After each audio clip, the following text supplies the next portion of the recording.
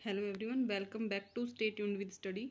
आज हम राष्ट्रीय परिदृश्य पढ़ेंगे जो कि मई 2025 का है, जिसे हम बोरिंग से सक्सेस की तरफ लेके जाएंगे। देश के पहले वर्टिकल सी ब्रिज पंबन ब्रिज का उद्घाटन कहाँ हुआ है? भारत के पहले वर्टिकल सी ब्रिज न्यू पंबन ब्रिज का नाम दिया गया है। इसका उद्घाटन 6 अप्रैल 2025 को प्रधानमंत्री नरेंद्र मोदी द्वारा तमिलनाडु के रामेश्वरम में किया गया है। यह रामेश्वरम द्वीप को भारतीय मुख्य भूमि तमिलनाडु के मंडपम से जोड़ता है। लगभग रुपये 700 करोड़ की लागत से निर्मित यह 2.7 किलोमीटर का लंबा पुल 110 वर्ष पुराने मौजूदा पंबन ब्रिज का स्थान लेगा। इस नए पुल की सबसे बड़ी खासियत यह है कि इसका वर्टिकल लिफ्ट स्पैन पुल का 72.2 मीटर का केंद्रीय हिस्सा सीधा 17 मीटर ऊपर तक उठ सकता है, जिससे बड़े जहाज़ों और नौकाओं को नीचे से आसानी से गुजरने में मदद मिलेगी। यह पुल रेल और समुद्री यातायात दोनों को सुगम बनाएगा और इसे दोहरी रेल लाइन के लिए डिज़ाइन किया गया है और यह अधिक गति वाली ट्रेनों को संभालने में सक्षम है। समुद्री खारे पानी के प्रभाव से बचाव के लिए इसमें विशेष रूप से टिकाऊ सामग्री और तकनीक का उपयोग किया गया है। पंचायत उन्नति सूचकांक PAI बेसलाइन रिपोर्ट जारी की गई है। पंचायती राज मंत्रालय द्वारा वित्त वर्ष 2022-23 के लिए पहली बार पंचायत उन्नति सूचकांक PAI बेसलाइन रिपोर्ट 2025 में अप्रैल में जारी की गई। PAI स्थानीयकृत SDG के 9 विषयों के पंचायतों का प्रदर्शन दर्शाता है। इसमें देश भर में 2.50 लाख से अधिक ग्राम पंचायतों को प्रगति को मापा गया है। 2.5 लाख से ज़्यादा ग्राम पंचायतों की प्रगति को इसमें मापा गया है। पंचायत उन्नति सूचकांक पहली बार जारी किया गया। इसका परिणाम यह रहा कि कवरेज और डेटा में रिपोर्ट में देश की कुल 2.5 लाख या फिर 2,55,699 ग्राम पंचायतों में से 2,16,285 ग्राम पंचायतों में से पर्याप्त सत्यापित डेटा को शामिल किया गया है। प्रदर्शन श्रेणियां पंचायतों को उनके PAI स्कोर के आधार पर 5 श्रेणियों में वर्गीकृत किया गया है। 5 श्रेणियों में वर्गीकृत कर दिया गया है, जैसे अचीवर जो कि 90 से 100 तक है, फ्रंट लाइनर 75 से 89.99 है, परफॉर्मर में ये 60 to 74.99 है, एस्पिरेंट्स के लिए 40 से 59.99 है और बिगिनर्स के लिए 0 से लेकर ये 39.99 तक है। राज्यों का प्रदर्शन PAI के राज्यवार आकलन में गुजरात 346 ग्राम पंचायतों के साथ अग्रणी स्थान पर है और इसके बाद तेलंगाना 270 ग्राम पंचायतों के साथ दूसरे स्थान पर है। पहले पर गुजरात, दूसरे पर तेलंगाना है। अधिक संख्या में बेहतर मानक प्रदर्शन करने वाले राज्य जिसमें गुजरात, फिर महाराष्ट्र, फिर तेलंगाना और उसके साथ मध्य प्रदेश शामिल हैं और उत्तर प्रदेश है। FTII और SRFTI को मिला मानद विश्वविद्यालय का दर्जा। Film and television institute of India FTII Pune और सत्यजीत रे film and television institute SRFTI Kolkata को भारत सरकार के शिक्षा मंत्रालय द्वारा मानद विश्वविद्यालय का दर्जा दिया गया है। यह घोषणा अप्रैल 2025 के पूर्वार्ध में की गई है। फिर है शिक्षा मंत्रालय ने प्रतिष्ठित फिल्म और television institute of India Pune को डीम्ड टू V यूनिवर्सिटी का दर्जा प्रदान किया है। विश्वविद्यालय अनुदान आयोग UGC की सलाह पर UGC अधिनियम 1956 की धारा 3 के तहत यह दर्जा प्रदान किया गया है। इस महत्वपूर्ण निर्णय में दोनों संस्थानों को अब डिप्लोमा और सर्टिफिकेट के बजाय अपनी डिग्री स्नातक, स्नातकोत्तर और डॉक्टरेट प्रदान करने का अधिकार मिला है। सिमलीपाल बना भारत का 107वां राष्ट्रीय उद्यान। ओडिशा के मयूरभंज जिले में स्थित सिमलीपाल को भारत का 107वां राष्ट्रीय उद्यान घोषित किया गया है।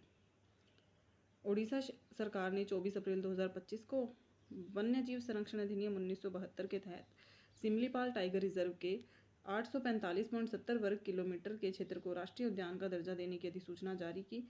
यह दर्जा मिलने के साथ ही सिमलीपाल ओडिशा का दूसरा राष्ट्रीय उद्यान बन गया है। इससे पहले ओडिशा में केवल भीतरकनिका राष्ट्रीय उद्यान था। राज्य के सबसे बड़े बाघ अभ्यारण्य सिमलीपाल में स्तनधारियों की 55 प्रजातियां, पक्षियों की 361 प्रजातियां और सरीसृपों की 62 प्रजातियां और उभयचरों की 21 प्रजातियां हैं। उल्लेखनीय है कि सिमलीपाल वर्ष 2009 से UNESCO world network of biosphere reserve का हिस्सा रहा है। तमिलनाडु ने 10 बिल रोकने के मामले में सुप्रीम कोर्ट का ऐतिहासिक निर्णय है। तमिलनाडु ने राज्यपाल RN रवि के मामले में सुप्रीम कोर्ट का निर्णय 8 अप्रैल 2025 को आया है। राज्यपाल की कार्यवाही अवैध घोषित की गई है, जिसमें सुप्रीम कोर्ट ने तमिलनाडु के राज्यपाल RN रवि द्वारा राज्य विधानसभा द्वारा पुनर्विचार के बाद पारित किए गए 10 विधेयकों को राष्ट्रपति के विचार के लिए आरक्षित रखने की कार्यवाही अवैध और गलत ठहराया है। असाधारण शक्तियां। सुप्रीम कोर्ट ने अनुच्छेद 142 के तहत अपनी असाधारण शक्तियों का उपयोग करते हुए उन 10 विधायकों को मंजूरी दे दी है जिन्हें राज्यपाल ने रोक दिया था। इसका कारण यह बताया गया है कि राज्यपाल ने इन विधेयकों पर निर्णय लेने में अत्यधिक देरी की और विधायी प्रक्रियाओं का सम्मान नहीं किया। राज्यपाल की शक्तियों पर स्पष्टीकरण। कोर्ट ने स्पष्ट किया है कि संविधान के अनुच्छेद 200 के तहत जब कोई व्यक्ति राज्यपाल के पास आता है तो उसके पास मुख्य रूप से 3 विकल्प होते हैं, जिसमें है सहमति देना, सहमति रोकना या विधेयकों के राष्ट्रपति के विचार के लिए सुरक्षित करना। कोर्ट ने कहा कि विधेयक को राष्ट्रपति के लिए केवल पहली बार में ही आरक्षित किया जा सकता है। पुनर्विचार के बाद वापस भेजे गए विधेयक को सामान्यतः आरक्षित नहीं किया जा सकता। कोई पॉकेट वीटो नहीं। कोर्ट ने कहा कि संवैधानिक योजना के तहत राज्यपाल के पास पूर्ण वीटो या पॉकेट वीटो यानी अनिश्चित काल तक विधेयक को रोके रखने की कोई अवधारणा नहीं है। विधेयकों पर निर्णय की समय सीमा तय की गई। सुप्रीम कोर्ट ने राज्यपालों के लिए विधेयकों पर निर्णय लेने के लिए समय सीमा निर्धारित की है। यदि राज्यपाल मंत्रिमंडल की सलाह के विपरीत सहमति रोकता है तो विधेयक को 3 महीने के भीतर विधायिका को वापस करना होगा। जब राज्यपाल मंत्रिपरिषद की सलाह के विपरीत राष्ट्रपति के विचार के लिए विधेयक को आरक्षित करते हैं तो यह भी 3 महीने के भीतर किया जाना चाहिए। जब राज्य विधानसभा द्वारा पुनर्विचार के बाद राज्यपाल को विधेयक प्रस्तुत किया जाता है तो उन्हें 1 महीने के भीतर इसे मंजूरी देनी होगी। पुनर्विचार के बाद राज्यपाल विधेयक को प्रस्तुत किए जाने पर 1 महीने के अंदर इसे मंजूरी देना बाध्यकारी होगा। मुंबई में भारत के सबसे बड़े क्रूज टर्मिनल MICT से क्रूज संचालन का शुभारंभ हुआ। भारत के सबसे बड़े cruise terminal Mumbai international cruise terminal से क्रूज परिचालन शुरू हो गया है। केंद्र पत्तन, पोत परिवहन, जहाजरानी और जलमार्ग मंत्री सर्बानंद सोनोवाल ने MICT के क्रूज संचालन को 21 अप्रैल 2025 को हरी झंडी दिखाई। इस अवसर पर केंद्रीय मंत्री ने विक्टोरिया डॉक्स में पुनर्निर्मित फायर मेमोरियल का उद्घाटन किया है। फायर मेमोरियल को गोल्डन टीयर्स थीम के साथ पुनर्निर्मित किया गया। उन्होंने कोलाबा में 2 विरासत भवनों, फोर्ट हाउस, बोलार्ड एस्टेट और एल्विन हाउस का उद्घाटन किया। सोनोवाल ने ग्रीन पोर्ट पहल के तहत शोर टू शिप इलेक्ट्रॉनिक सप्लाई के साथ सागर उपवन उद्यान का भी उद्घाटन किया है।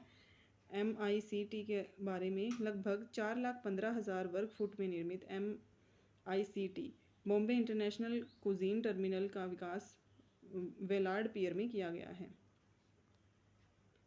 फिर है MICT परियोजना में कुल निवेश 556 करोड़ है।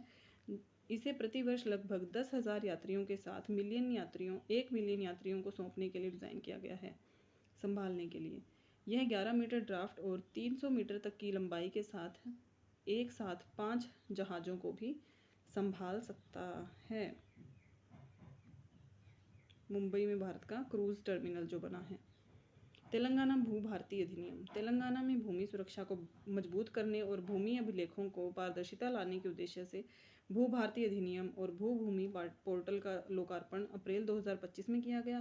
तेलंगाना भू भारती अधिकार अभिलेख अधिनियम 2025 को पूर्ववर्ती धरनी पोर्टल प्रणाली में आई खामियों और नागरिकों की व्यापक शिकायतों को दूर करने के उद्देश्य से लाया गया है। उक्त अधिनियम तेलंगाना भूमि अधिकार और पट्टादार पासबुक अधिनियम 2020 को प्रतिस्थापित किया गया है। भू भारती अधिनियम का मूल उद्देश्य भूमि प्रशासन में अधिक पारदर्शी, कुशल और समावेशी बनाना है। भू भारती अधिनियम तेलंगाना में लाया गया। इसके आगे बात करते हैं कि भगवत गीता और नाट्यशास्त्र यूनेस्को के मेमोरी ऑफ वर्ल्ड रजिस्टर में शामिल हैं। किसमें शामिल है? मेमोरी ऑफ वर्ल्ड रजिस्टर में भगवत गीता और नाट्यशास्त्र। भगवत गीता और भरत मुनि के नाट्यशास्त्र की पांडुलिपियों को यूनेस्को के मेमोरी ऑफ वर्ल्ड रजिस्टर में शामिल किया गया। वस्तुतः भगवत गीता और भरत मुनि के नाट्यशास्त्र की पांडुलिपियां उन 74 नए दस्तावेजी विरासत संग्रहों में शामिल हैं जिन्हें यूनेस्को के विश्व स्मृति रजिस्टर में 17 अप्रैल 2025 को जोड़ा गया है। 74 नए दस्तावेजी विरासत संग्रहों के समावेशन से इस रजिस्टर में शामिल कुल उत्कीर्ण संग्रहों की संख्या 570 हो गई है। यूनेस्को की सूची में भारत के कुल अभिलेखों की संख्या 14 हो गई है और भगवत गीता इसमें 18 अध्यायों में 700 श्लोक हैं जो महाकाव्य महाभारत के भीष्म पर्व 23 से 40 में लिखे गए हैं। नाट्यशास्त्र पंचम वेद के रूप में विख्यात भरत मुनि का नाट्यशास्त्र भारतीय नाट्यशास्त्र और प्रदर्शन कला पर एक आधारभूत संस्कृत ग्रंथ है। भंडारकर ओरिएंटल रिसर्च इंस्टीट्यूट ने संरक्षित इस ग्रंथ को 2री शताब्दी ईसा पूर्व के आसपास संहिताबद्ध किया गया था। Memory of the world register की स्थापना यूनेस्को द्वारा वर्ष 1992 में की गई थी। मेमोरी ऑफ द वर्ल्ड कार्यक्रम का उद्देश्य ऐसे दस्तावेज धरोहरों का संरक्षण है जो या तो दुर्लभ हैं या फिर संकट की स्थिति में हैं। फिर है कि अमरावती बनेगा विश्व का पूर्णतः अक्षय ऊर्जा से संचालित शहर। आंध्र प्रदेश की नियोजित राजधानी जो कि अमरावती है पूरी तरह से नवीकरणीय ऊर्जा से संचालित होने वाला विश्व का पहला शहर बनाया जाएगा। इस लक्ष्य की प्राप्ति के लिए 2700 मेगावाट हरित ऊर्जा का दोहन करने के साथ ही शहर अपनी सभी बिजली आवश्यकताओं को सौर, पवन और जल विद्युत जैसे स्थायी स्रोतों के माध्यम से पूरा करेगा। इसके लिए कृष्णा नदी के तट पर, कृष्णा नदी याद रखेंगे, आंध्र प्रदेश अमरावती, कृष्णा नदी के तट पर ग्रीनफील्ड राजधानी शहर आधारशिला रखी जाएगी। 65,000 करोड़ की यह परियोजना 217 वर्ग किलोमीटर में फैली हुई है, जिसमें आंध्र प्रदेश की राजधानी क्षेत्र 8,352 वर्ग किलोमीटर में फैला हुआ है। देश की रक्षा निर्यात बढ़कर 23,622 करोड़ पर पहुंच गया है। रक्षा का निर्यात, देश का रक्षा निर्यात वित्तीय वर्ष 2024-25 में बढ़कर 23,622 करोड़ लगभग 2.76 बिलियन अमेरिकी डॉलर के रिकॉर्ड स्तर पर पहुंच गया है। वित्त वर्ष 2023-24 के आंकड़ों की तुलना में इसमें 2,539 करोड़ 12.04% की वृद्धि दर्ज की गई है। रक्षा के क्षेत्र में सार्वजनिक उपक्रमों में वित्त वर्ष 2024-25 में अपने निर्यात में 42.85% की उल्लेखनीय वृद्धि दर्ज की गई है और 24-25 के रक्षा निर्यात के निजी क्षेत्र और DPSU के इस वर्ष में 15,233 करोड़ और 8,289 करोड़ का योगदान दिया है। वित्त वर्ष 2023-24 के लिए यह आंकड़ा क्रमशः 15,209 करोड़ और 5,874 करोड़ था। उपयुक्त जानकारी केंद्रीय रक्षा मंत्रालय द्वारा 1 अप्रैल 2025 को साझा की गई है। वक्फ संशोधन अधिनियम 2025 को राष्ट्रपति की मंजूरी मिली है। संसद के दोनों सदनों से पारित वक्फ संशोधन अधिनियम को राष्ट्रपति द्रौपदी मुर्मू ने 5 अप्रैल 2025 को मंजूरी दे दी। राष्ट्रपति की मंजूरी मिलने के साथ ही यह अब कानून बन गया है। वक्फ संशोधन अधिनियम 2025 को भारत के राजपत्र या गजट में 8 अप्रैल 2025 को अधिसूचना जारी करके आधिकारिक रूप से लागू कर दिया गया है। नया नामकरण वक्फ अधिनियम 1995 का नाम बदलकर एकीकृत वक्फ प्रबंधन, अधिकारिता, दक्षता और विकास अधिनियम 2025 रखा गया है। इसका उद्देश्य, भारत सरकार का कहना है कि यह कानून वक्फ संपत्तियों के दुरुपयोग, पक्षपात, अतिक्रमण को रोकने के लिए पारदर्शिता और कुशल प्रबंधन सुनिश्चित करता है। बिल में बदलावों में क्या क्या शामिल है? वक्फ बोर्डों और केंद्रीय वक्फ परिषद में संरचनागत बदलाव किए गए, जिसमें गैर मुस्लिम सदस्यों और कम से कम 2 मुस्लिम महिलाओं को शामिल करना अनिवार्य होगा। गैर मुस्लिम सदस्य भी होंगे इसमें और 2 मुस्लिम महिलाएं भी शामिल होंगी। उपयोग के आधार पर वक्फ की अवधारणा को समाप्त करना। अब केवल विधिवत रूप से घोषित या समर्पित संपत्ति ही वक्फ मानी जाएगी, जो कि विधिवत रूप से होगी। वक्फ के लिए संपत्ति दान करने के लिए क्या शर्तें हैं कि संपत्ति का दान करने वाले व्यक्ति को कम से कम 5 साल से इस्लाम का पालन करने वाला मुसलमान होना चाहिए, ठीक है, और संपत्ति का मालिक भी होना चाहिए। वक्फ संपत्तियों का सर्वेक्षण और पंजीकरण कौन करेगा? जिला कलेक्टर को वक्फ संपत्तियों का सर्वेक्षण करने का अधिकार होगा और सभी वक्फ संपत्तियों को ऑनलाइन पंजीकरण भी अनिवार्य होगा। वक्फ ट्रिब्यूनल के फैसलों के खिलाफ हाईकोर्ट में अपील का अधिकार। विवादों के निपटारे में पारदर्शिता बढ़ाने के लिए यह प्रावधान जोड़ा गया है और वक्फ अल औलाद में महिला उत्तराधिकारियों के विरासत अधिकारों की सुरक्षा सुनिश्चित करना शामिल है। वक्फ संशोधन अधिनियम 2025 का उद्देश्य वक्फ संपत्तियों के प्रबंधन में पारदर्शिता और दक्षता लाना है। हालांकि इससे कुछ प्रावधानों को लेकर मुस्लिम समुदाय और विपक्षी दलों में चिंता और असंतोष है, जिसे सुप्रीम कोर्ट में चुनौती दी गई है। Bharat electronics limited.